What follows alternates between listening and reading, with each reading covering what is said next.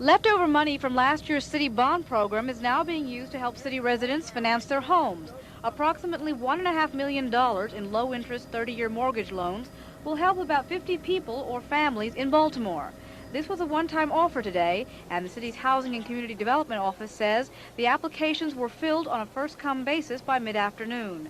But even though the slots were filled up fast, the office was flooded with phone calls all day from people who wanted their names on a waiting list just in case someone's loan application fell through.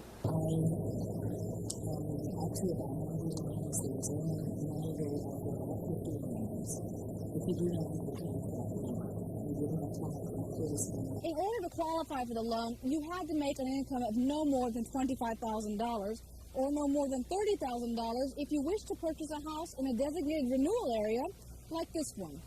Although there's no more money left this go-around, there may be another bond program in the fall, and city officials say there's a good chance that the city will once again be able to help out. Uma Pemaraju, News Scene 2.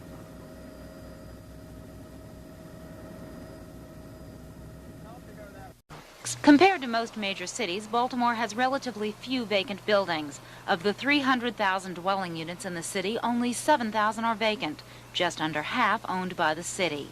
Most often, they end up in the city's hands because owners rack up large delinquent tax bills, and rather than pay up, they walk away.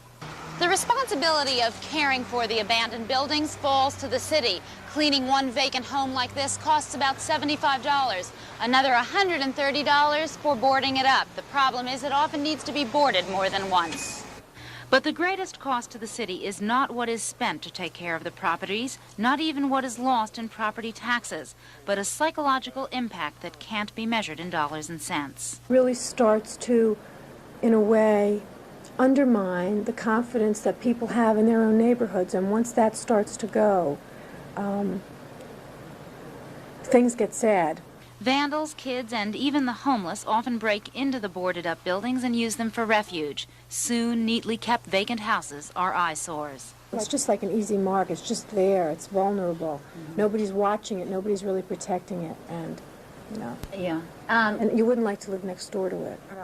The city has found a solution on several fronts. A few buildings are demolished. Then, over the past 10 years, the city has rehabbed 3,500 units and sold them to eager homeowners or used them for public housing. Yet others are sold as part of the homesteading project, and now a new city program, Rehab Express, will put new faces on 400 abandoned structures. Jamie Moss, News Scene 2. In 1983 or 1984, if you want to sleep downtown, there will be plenty of hotel rooms. On Hopkins Place, between Pratt and Lombard Streets, the Days Inn hotel chain will construct a 9-story, 200-room hotel. Behind it will go a parking garage for 175 cars. The Howard Johnson's chain will build a 300-room hotel on Utah Street, also between Pratt and Lombard, and there will be expansion space for 200 additional rooms. 300 parking spaces are also part of that package. It will be the first Hojo's in an urban setting and will be the prototype for other city-based Howard Johnson hotels. We very much need the hotels to really keep competing in the major league of the convention business. This building, which sits on the corner of Lombard and Hopkins Place, has been declared an historical site and will be preserved. Days Inn will either incorporate it as part of the hotel or convert it to offices. In a very difficult economic climate which we're living in, these hotels represent $33 million of private investment. They represent both construction jobs and permanent jobs in a hotel industry which is one of America's expanding industries.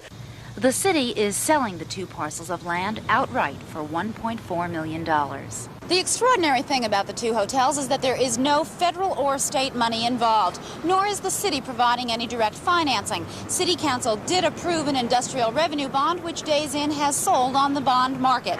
It's a signal that private investors have faith in the future of Baltimore. Jamie Moss, News Scene 2, downtown.